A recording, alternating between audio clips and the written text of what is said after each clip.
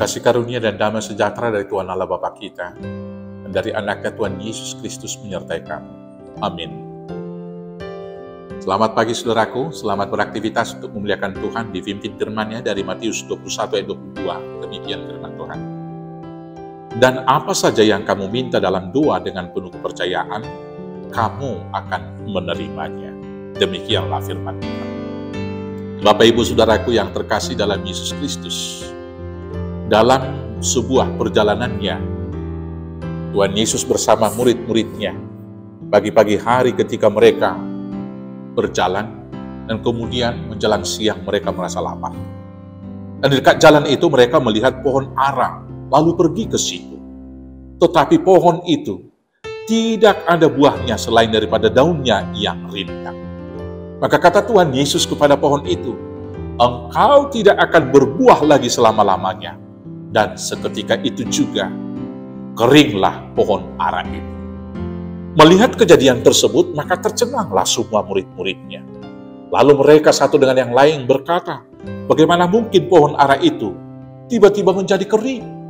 Maka Yesus menjawab mereka, aku berkata kepadamu, sesungguhnya jika kamu percaya dan tidak bimbang, kamu bukan saja akan dapat berbuat apa yang kuperbuat dengan pohon ara itu, tetapi juga jikalau kamu berkata kepada gunung ini, beranjaklah dan tercampaklah ke dalam laut, hal itu akan terjadi.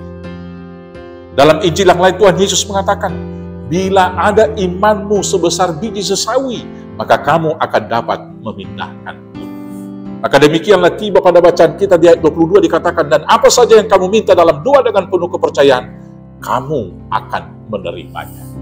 Bapak Ibu Saudaraku yang terkasih, bagaimana kita ketika berdoa? Doa yang dilafalkan dengan logika tentu tidak akan mendapat apa-apa. Sering sekali ketika kita berdoa, kita melafalkan itu untuk orang lain, menyenangkan hati orang. Kalau kita berdoa hanya untuk menyenangkan hati orang dengan menyebutkan satu-satu permintaan kita dalam doa syafaat, menyebut nama penyakit, menyebut pangkat dan lain sebagainya, tentunya itu tidak akan didengarkan oleh Tuhan.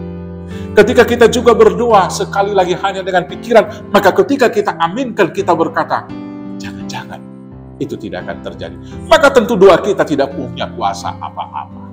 Tapi hari ini Tuhan Yesus mau mengajar kita, apa saja yang kamu minta dalam doa dengan penuh kepercayaan, kamu akan menerimanya. Maka kunci berdoa bukan panjangnya doa-doa, kalimat dalam doa kita. Kunci berdoa bukan indahnya kalimat-kalimat di dalam doa.